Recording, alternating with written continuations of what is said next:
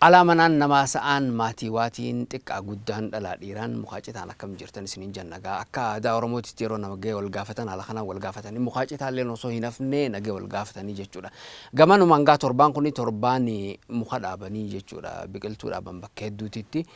Biqiltuu kana gaa abaqaala jechuutu jira jechuudha. Biqiltuu jechuun waan lafarraa biqilu hunda waan ta'eef wanti amma fakkeenyaaf bakka tokko chigginyi qajabamu kun afaan Oromootiin abaqaala jedhama jechuudha. Gamanumaan jecha kana isiniif himuu barbaadeeti jechuudha. Kanaafi torbaan kana gaa riikardiin addunyaallee kan itti cabe jechuudha. Waan cabu hin agarre garuu gaa riikardiin cabe jedhama jecha Ingiliffaarraa fudhatamuudhaan jechuudha. Warri hayyoonni afaanii waan kana itti yaaduun dirqama isinirra jiru jechuudha. Afaan Oromootiin bakka buusuun barbaachisaa waan ta'eef kana kanumaan bira dabarreeti qophii gumaata har'aatitti seenaa jechuudha. Mata duree har'aatitti dabruudhaan duratti torbaan dabre gaa waa'ee beekumsa wal dho'isuu irratti mata duree tokko isiniif dhiyeessinee turre. Mata dureen torbaan dabree beekumsa wal dho'isuu yeroo jennu gaa namni beekumsuma bakka adda addaarraa walitti qabe kana awwaalee taa'anii waliin du'aa jechuudha. Kun biyya ajjeesaa maatii ajjeesaa jechuudha.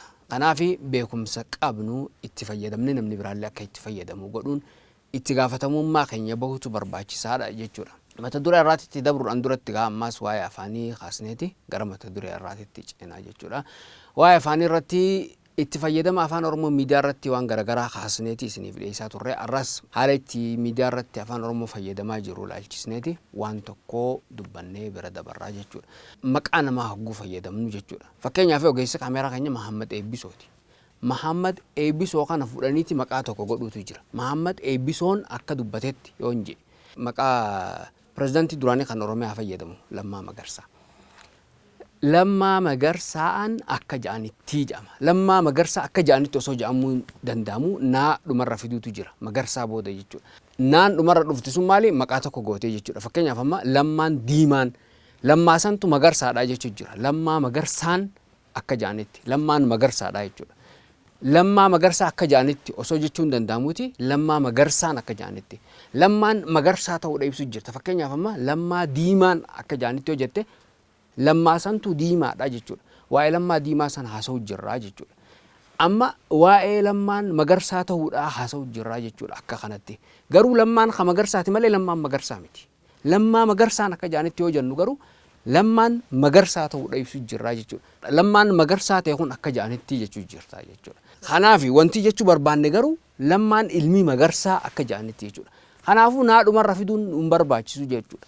Lammaa Magarsaa akka ja'anitti yoo jenne Lammaan ilmi Magarsaa akka ja'anitti jechuu jirraa jechuudha.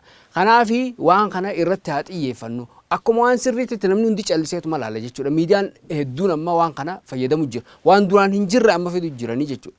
Waan duraan hin jirre kana yeroo fidanis namni fudhateetuma callisee taa'u jira jechuudha. Wannummaan afaan Oromootiif xiyyeeffannaa kan namu jiru kun hedduu gad bu'aadha. Maaliif akka ta'e naan galu. Kanaafi kuni haala saniin yoo sirraa afaan Oromoo kana gaa waa'ee afaan Oromoo yeroo kaasnu afaan Oromoo akkuma waliigalaatitu rakkoo keessa jira jechuu dandeenya. Maaltu mul'ata waan nama gaddisiisutu jira bakka hedduutti amma yoo agarre ijoolleen xixiqqoon amma yoo afaan biraa beeyte ijoolleen lama yoo waliif fiddanii afaan Oromooti ala afaan biraa yoo beekan ta'e afaan Oromoon fayyadamani. Ijoolleen afaan biraa bakka beeytutti afaan Oromootiin dubbatani. Fakkeenyaaf amma ijoollee lama ta'ollaatii fi teessanii walitti fiddanii wal bira keessanii halaaltan ta'e mee dhaggeeffadhaa callisaati. Afaan biraa bakka beekanitti afaan Oromoo hin fayyadamu. Biyya keessatti amma ijoolleen afaan Amaaraatiif afaan Oromoo beektu afaan Oromoo hin fayyadamtu. Yeroo taphatanis mee dhaggeeffadhaa. Afaan Amaaraatiin taphatan malee afaan Oromootiin wajjin haasawanii hin taphatanii jechuudha. Biyya alaatti yoo deemtu ta'e Ingilishii fi afaan Oromoo yoo beektu ta'e afaan Ingilish fayyadamti ijoolleen afaan Oromoo hin fayyadamanii jechuudha. Maatiin isaanii afaan barsiisuudhaaf afaan Oromootiin itti dubbatan ta'uu mala afaan ni beekan afaan Oromooti. Afaan Oromoo osoo beekaniiti ijoollee fi ijoolleen walitti dhufanii afaan Oromoo kan achumatti lafa kaa'aniiti afaan biraa ka beekanitti fayyadamuutu jira. Amma ijoolleen yeroo waliin taphattu afaan Oromoon dhageessu amma bakka ijoolleen taphattutti. Ijoolleen sa yoo afaan biraa kan hin beekne ta'e malee. Yoo afaan biraa kan hin beekne ta'e carraan isaan qaban maali afaan Oromoo fayyadamuudha. Afaan biraa ka beekan tahee garuu ijoolleen lama bakka walitti dhuftetti abadan afaan Oromoo bakka itti fayyadamanii hin agartan jechuudha. Ijoollee teessan yeroo wal bira ta'anii ijoollee namaa wajjin wal bira ta'anii mee dhaggeeffadha. Isin wajjin yookaan afaan Oromootiin walii galtan ta'a. Ijoollee biraa wajjin garuu afaan biraatiin walii galan. Kuni maalirraa akka ta'e gaa isinummaan if gaafadha. Maatiinis waan kana keessa harka qabaachuu mala jechuudha. Saniifuu wanti kun waan itti yaadamuu qabu jechuudha. Namni hundi itti gaafatamummaa fudhachuu qaba. Ijoolleen teessan afaan biraa dhiisaa jechuutti hin jiru. Afaan barachuun gaariidha. Afaan barachuun gaarii ta'e osoo jiru afaan keetiis dubbachuun barbaachisaadha jechuudha. Afaan ni dhalataa ni guddataa ni du'aa jedhani warri afaanii. Afaan ni dhalataa ni guddataa ni du'aa ka jedhamu afaan guddachuu wanti mul'isu keessa tokko itti fayyadamuun yoo heddummachaa kan deemute namni haasa'uu yoo babal'achaa kan deemute afaan itti fayyadama irratti heddummachaa deemuutu afaan guddisaa deemaa jechuudha. Afaan yoo itti hin fayyadamne ta'e afaan irraanfatamaa deemaa du'aa deemaa jechuudha. Kanaafi afaan warri itti fayyadamu ijoolluma teessan fa'aadha. Barsiisaanis yeroo ijoollee wajjin dubbattu kutaa keessatti barsiisaan afaan Oromootiin itti haasa'u malee gabbaanee afaan biraa haasa'u. Barsiisummaan nuka afaan biraatiin itti haasa'utu jira. Kutaa keessatti bara afaan Oromooti barsiisa fa'aadha. Gabbee garuu afaan biraatiin ijoollee wajjin haasa'u jechuudha.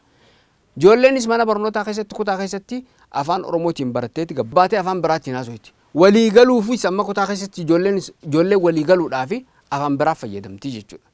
Yeroo barreessitu garuu afaan Oromootiin barreessitu qubee afaan Oromoo fayyadaman. Qubee afaan Oromootti ammoo wanni balleessu jiru waan akkanaan fakkaata inumaa dogongoraatu keessatti heddumaata qubee afaan Oromoo ammaa keessatti jechuudha. Barsiisaanis afaan Oromoo barreessuu hin beekne hedduutu jira. Barsiisuma ta'eeti qubee afaan Oromoo sirreessee kan hin beekne hedduutu jira. Dabtara ijoollee teessanii banaati ilaalame dogongora hedduu keessatti agartanii jechuudha. Afaan Oromoo kun akkanatti gad bu'e. Afaan Oromoo maaliif afaan biraatirraa gad ta'uu danda'a? Afaan walqixaa jaan akka seera afaaniititti. Afaan hundi walqixa hamma ta'etti afaan keetiif dursa kan nun dirqama ta'a jechuudha. Yoo abbaan afaan isaa san hin guddisne namni biraa dhufee akka guddisuuf hin jiru jechuudha. Kanaaf afaan ifiitiif xiyyeeffannaa kennuun kun akka dirqamaatti waan fudhatamuu qabu jechuudha.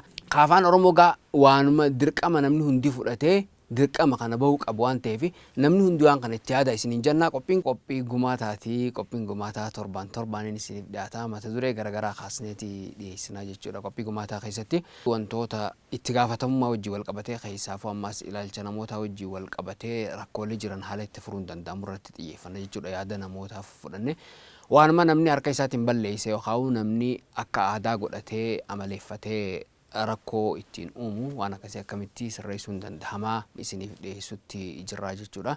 Afaanii gaa kanumaan xumurreeti mata duree keenya kanarraatti dabarraa jechuudha. Mata dureen keenya kanarraa waa'ee maatiiti. Maatii fi ijoollee jidduu haala jiru jechuudha. Ilaalchi ijoolleen maatii isaaniitiif qaban maal fakkaata? Kabajaan ijoolleen maatii isaaniitiif qaban maal fakkaata? Keessattuu amma umriin namaa dabalaa yeroo deemu maatii isaanii haadhaa fi abbaa isaanii tuffachuutu jira jechuudha. Inumaa tokko haadhaa fi abbaa isaa kan itti qaanfatutu jira. Haadhaa fi abbaa isaa ta'uu himachuu kan sodaatutu jira. Bifuma isaa yookaan haala uffata isaa laalee abbaa kiyya jedhee himachuu kan sodaatutu jira jechuudha. Abbaa isaa yookaan haadha isaa karaa irratti argee nama wajjin wal barsiisuu kan sodaatutu jira. Kuni maalirraa dhufe jechuudha? Kabajaa haadhaa fi abbaaf qabanirraa kan ka'e jechuudha. Haadha isaa kan ergatutu jira. Waan akkana naaf dijee. Bakka taa'utti nyaata naaf dijee haadha kan ergatutu jira. Bishaan harkaa naaf dijee haadha kan ergatutu jira. Akkuma sanii miti amma haadhaa fi abbaa bishaan naaf dijaanii ergachuudhaa miti haadhaa fi abbaan osoo bishaan harkaa kaanii fidaniifuu harkaa fuudhuudha silaa ilmarraa kan eeggamu jechuudha. Garuu ka bishaan harkaa isaan fedhii isaaniitiin fidan osoo hin taane innummaan kadha jechuutu jira jechuudha. Haadhatti amma homaa ittiin fakkaatu wanti akkasii. Haadhaa fi abbaa jechuun yeroo ijoollummaa yeroo nuti naman turin jechuudha. Nama ta'uun keenya barra nama kan nama godhu maali haadhaa fi abbaatu nama godhaa jechuudha. Guddisanii bakka namaatiin nama ga'u jechuun waan xiqqaa miti. Qaama namaa keessaa waan adda addaatu bahaa san hunda dhiqanii qulqulleessanii nyaachisanii obaasanii sadarkaa ilma namaatiin kan ga'anii haadhaa fi abbaadha jechuudha. Haadhaa fi abbaa ati yeroo namummaa keetuu hin beekne san fuudhanii nama si godhan akka dubbattu hanga dubbattee nama ijaan argitu nama addaan baastee bartu kan si godhani ati ammoo deebiteeti nama ta'uu isaaniitu irraanfattaa jechuudha. Kanaaf kanarratti yaada namoota garaagaraa fudhannee jiraati garasitti dabarraa hanga xumuraatti waliin tura isin jenna. OMN Jaaf Gurrammataati qophiin ammoo qophii gumaataati ogeessi kaameeraa Muhammad Eebbisooti.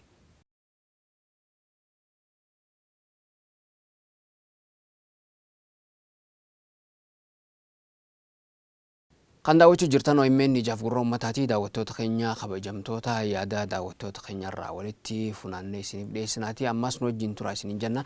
Kabajaan maatii maal fakkaata? Hanga hiriyaa isaa saahiban isaa kabaju takka kabajaan jiru ilmoon abbaa. Haadhatumuu jira abbaatumuu jira. Tokko ijoolleen tokko baay'ee ani nabboomamne duriyyatanii kan walii gaddeeman haati fi abbaa isaanii otoo isaan ta'anuu kaanii bishaan qicatanii ofii luka dhiqatanii waan hunda nyaata qopheessanii bakka isaan ta'anitti faa kennuuf. isaan aadan bareedne jedhaman waan akkasii kabajaa haadhaaf abbaa ofiitii kennuu dhabuu jechaadha. Namni amma hedduun isaa haadhaa fi abbaan kabajaa jira, haadhaa fi abbaan rabsuu jira, haadhaa fi abbaa tumullee keessan dhabamu. Silaa kabajaan maatii akkam ta'uu qabdi? Dhugumatti ammaan tana ijoollee garteen dargaggoodhaa tuni waan yeroo ammaan tanaa beekuu hin dandeessu hanga ilmoo dhaltu hoggaa ilmoo dhalte booda beekuu dandeessi. Abbaa jechuun rabbii xiqqaadha. Rabbii guddaa gaditti abbaan rabbii xiqqaadha. Ilaalcha kanaan laaluu hin qabnu ifirra guddifnee laaluudha qabna. Haati teessan tun garatti isin baattee rakkoo meeqaan tam keessa dabartee isin hoosiftee waa meeqa dabarsitee haadha teessan akka gaariitti qaalii isaanii godhaa waan jaamu hatta haadhaa fi abbaan kee amantii biroo illee jiraatani dirqamatti qaalii haadha abbaa keetii san godhuudhaatti ajaja quraanni keenya. Maatii keenya biratti kabajaan maatii haadhaaf abbaa keenya yeroo isaan alaayis deemanii dhufan jalaa ol jennee kabajnee waan isaan barbaachisu bakka isaan nu erganitti ergaa dhannee fi bakka safuu kenninaaf. Of caalaa isaan jabeessuu qabna. Dabarsinee waan fakkeenyaaf ammaan tana tajaajiluudha qabna nuti. Akkanaan jaa akka gama kiyyaatti tajaajiluudha qabnaan jaa. Akka isaan nurraa fedhan maaliif dalle ilmoo tana itti ooluuf dalleemi siistama saniin jaa. Haadhaa fi abbaan haati osoo foon kan kee kanas nyaattee nyaadhamtee fi haqa si qabdi. Abbaan osoo qabeenya hamma torba dhaaltee irraa kaasee haqa si qaba. Kanaafuu haadhaa fi abbaa kabajuun haadhaa fi abbaa jaalatuun hiriyaa haadhaa fi abbaa jaalatuun hiriyaa obboleeyyansa nama gurguddaa jaalatuun haqa ilmaa haqa rabbiitis haqa ilma namaattis. Hiriyoota isaaniitis akkasumatti hiriyaan haadhateeti ummaateeti hiriyaan abbaa keetii hiriyaa abbaa keetiiti akkasumatti isaan kanarraa fakkeenyaati akkasumatti isaan sanillee kabajuu qabda jechuudha hiriyaa isaa hiriyoota isaanillee. Namni maaliif maatiin kabajne? Guddisaarraa yoggaan siin jiru akkuma amma fakkeenyaaf isaan itti si guddifatan. Kanaaf ammaan xiyyaafis na guddisanii anis xiyyaafis guddifachuutti hin jiraami. Kanaaf akkuma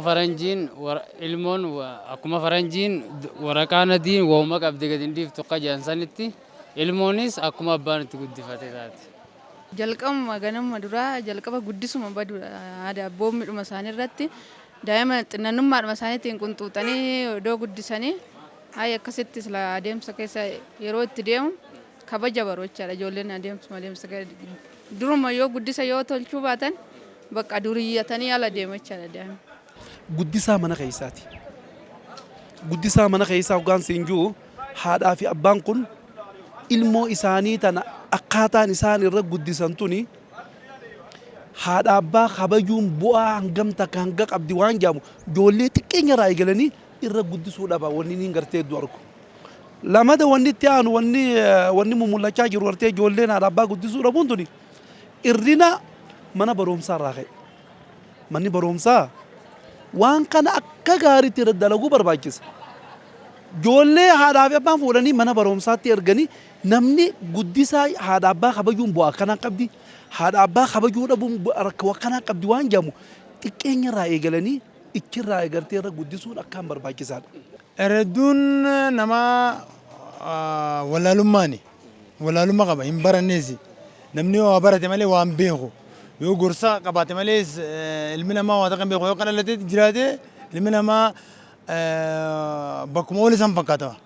Gaalli bakkuma oole fakkaataa jennii nama barate namni yoo saahiba tolee saahiba bareedaa qabaate waa hundaas faamaa kabajaadhaa fi abbaatii fi kabajaa ilma namaa kanaafuu sadarkaa kanaa jechuudha haadhaa fi abbaa dhiisi. Waan tana haadhumaa fi abbaadhaatutu widdeellaa gallakkisaa jira.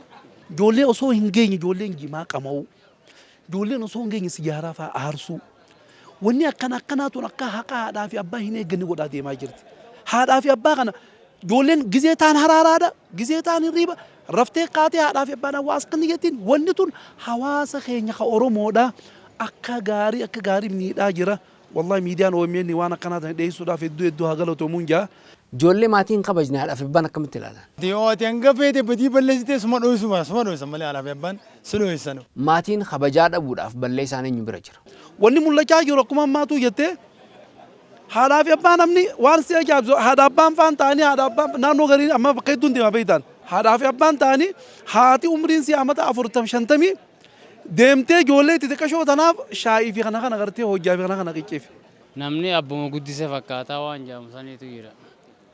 Kanaaf nutis ilmoo dhallee qabna. Ilmoo teenya san haala bareedaadha yoonii fi guddifannee bakka bareeddutu akka namaan dhayitti. Ilmoo jaalachuu waan birooti.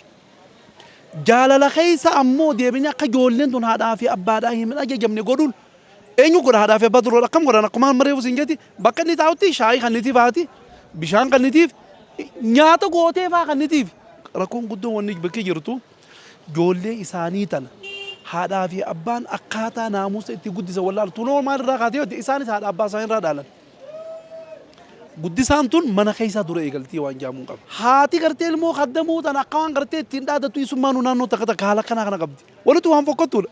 Mee gara keetiin dhufaati ati maatii keenya kabajja. An akka mataa kiyyaatti gizee haadha abbaan yakkana jiran ilaaleen beeka.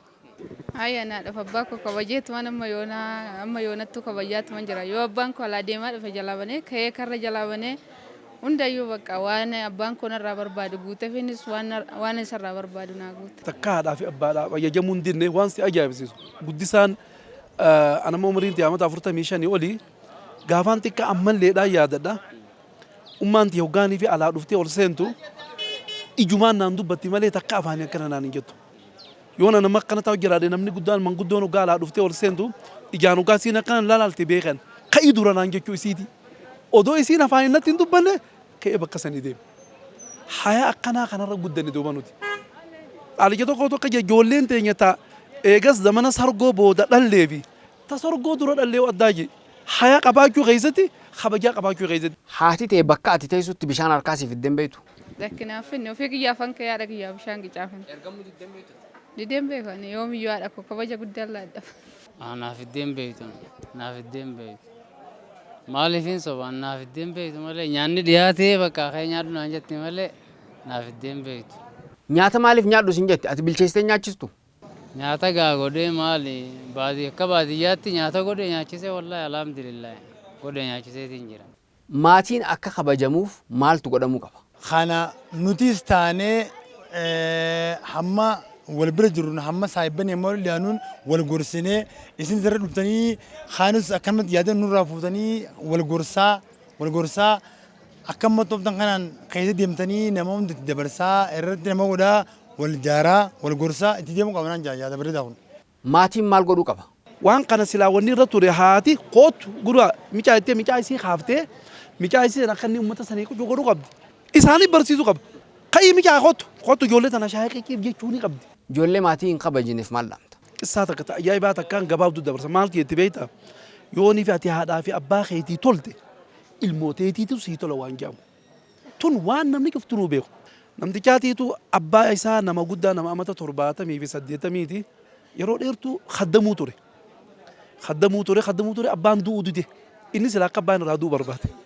Du'uu dide gaa yeroo geessu malee. Taa'abee dadhabee saboo jaarsi kun irraa du'uu dide akkamiin godha jee itti mari'atee baqa jaarsa kana gaara keessa geessee qaluun qaba waan jedhamu murteesse. Ka'ee fuudhee harreera kaa'ee gaara keessa deemuu eegaleen.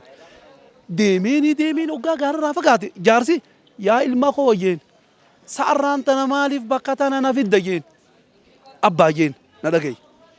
Yeroo dheertuu si kaddamee narraa du'uu diddeeti abbaa kiyya si qaluu fi narraa asi fide jeen yaa ilma koo galanni ni na si guddisee waa meeqa keessa dabarse akkana ta'e abadan abbaa kiyya si qaluun kiyya qaluu kun olaal habalee laali jee billa olaal jeeniiti billa bira baafate.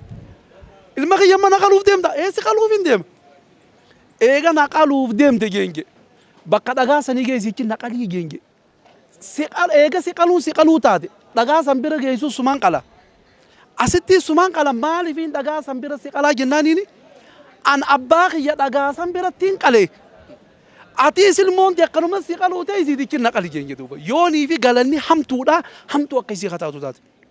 Bakka yeroo baay'ee bakka hundattuu yeroon argu kabajaan maatii baay'ee bareedaa haadhiif abbaa ofii maatii xiqqaa irraa ka'ee maatii xiqqaan guddaan hangafa quxisuu odoon jedheen kabaja guddaa maatii isaaniitiif akka laatan. Adeemsa bareedaa irratti akka isaan nurraa fedhan akka isaan du'aa nu godhan akka isaan booda hiree bareedduudhaan nu gahan eebba isaan irraa fudhachuu qabna malee waan hamaa isaan irraa fudhachuu hin qabnu. Haati isaanii ji'a 9 garaatti baattee waa baay'ee saaffaana taatee waan isaan guddifteefu bakka abbaa keessanii jabeessa kabajaa hin jedhan kabaja haadha abbaa ofii irraa horachuu qabu. ilmaatiitu abbaa fuudhee lafarra shorreessee jira kanatti. Lafarra shorreessee namni itti dirmatee irraa baase. Ilmi isaa ka abbaa shorreessisan ilmi isaa fuudheeti eega asii shorreesse meetira kiiloomeetirii meeqa yaa ilma kiyya. An abbaa kiyya hangana bira nan dabarsin geenye. Galata inni abbaa godhe ilmoon bakka abbaa shorreessisan bira dabarse. Yaa ijoollee teenya dargaggoota keenya ilmaan Oromoodha yaa saboota keenya. Namni haadhaa fi abbaadha jallate ilmoon teessan hanga isinitti yoo harka tokkotti isinitti jallatan harka 100 jallatti. Kanarratti kabaja warra isaaniitti kennuu qaban. Sagantaa amata guutuu deemtuun eegallee jirama. Maaltu jaamtu guddisaa ilmaanii sagantaa tan inshaallah asumaan namni keenya namni Oromoo cuftinuu akka hordofaniin afeera gartee maaliif jennaan sagantaa akkaan bu'aa qabdu.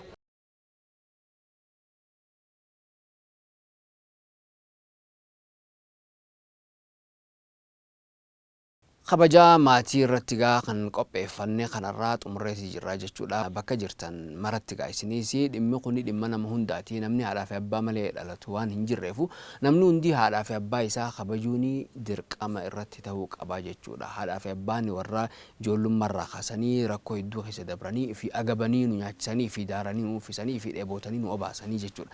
Kanaaf kun waan namni hundi itti yaaduu qabu waan ta'eef bakka jirtan maratti kabajaa maatii keessanii ijoollee keessanii isin kabajanii akka guddataniif ijoollummaarraa itti xiyyeeffadhaa isiniin jenna.